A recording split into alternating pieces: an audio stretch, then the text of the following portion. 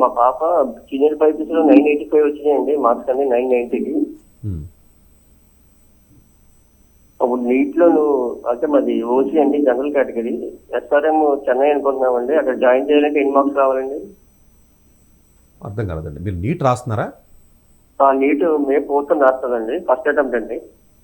అవును, నీట్ మే 4th రాస్తున్నారు, BiPC అయ్యింది, దానికి ఎస్ఆర్ఎం అంటున్నారంటే మళ్ళీ. అంటే మా ఎస్ఆర్ఎం లో జాయిన్ చేద్దాం అనుకున్నాను, చెన్నై అండి. ఎస్ఆర్ఎంలో మెడికల్ కాలేజ్లో జాయిన్ చేద్దాం అనుకుంటున్నారా? అవునండి. అదే ర్యాంక్ రాలేదు కదా, మీకు ఎలా తెలుస్తుంది? అది డీమ్డ్ కాలేజ్ అండి, అదేముంది 200 మార్కులు వచ్చినా సీట్ వస్తుంది, అది పెద్ద ఇబ్బంది ఏముందండి? అది డబ్బులు 25 లక్షలంతా ఫీజు ఉంటుంది, కట్టుకోవడమే మీరు. అంటే అది ఎలా ఉంటుందని అడుగుతున్నారా ఏంటి మీరు?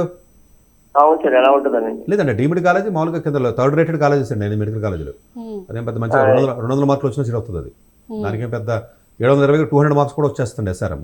కొంచెం మంచి మార్కులు ఒకవేళ వచ్చి నాకు అంటే ఆ స్టూడెంట్ మార్కులు కానీ బెటర్గా వచ్చినట్లయితే ఇంకా మంచి కాలేజ్ చాలా ఉన్నాయి. ఇంకా లేదు తప్పదనుకోండి, మీ దగ్గర డబ్బులు ఉన్నట్లయితే 27 లక్షలు 28 లక్షల ఫీజు ఫిక్స్ చేశారు వాళ్ళు, అందులో జాయిన్ అయిపోవచ్చు. ఎస్ఆర్ఎంలో సీట్ రావడం అనేది పెద్ద ఇష్యూవే కాదు అసలు. జస్ట్ 720కి 200 వచ్చినా కూడా, 190 200 వచ్చినా 180 వచ్చినా కూడా సీట్ వచ్చేస్తుంది. అంటే ఇప్పుడు క్వాలిఫైడ్ మార్క్స్ అంటే ఎంత రావాలి సార్? 150 160 వస్తే క్వాలిఫై అవుతారండి, పెద్ద ఎక్కువ అంతకంటే ఎక్కువ అక్కర్లా. అంటే ఇప్పుడు మా బంధువులు చదివారండి ఎస్ఆర్ఎంలో అండి.